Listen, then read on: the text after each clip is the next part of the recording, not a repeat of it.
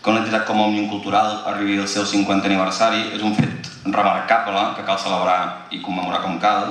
però també que una entitat com aquesta, després de 50 anys, encara existeixi, és també una evidència que queda molt camí per recórrer i molts obstacles per vèncer.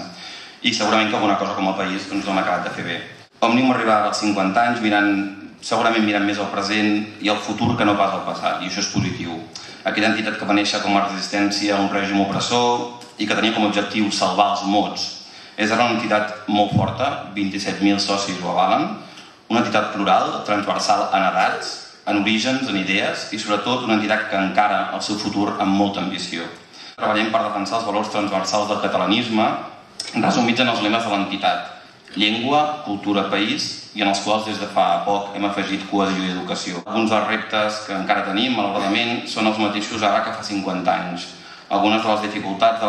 les amenaces segueixen intactes i reforçades, tot i que disfressades en molts casos d'una justícia i d'una legalitat que en cap cas ens respecta com a país.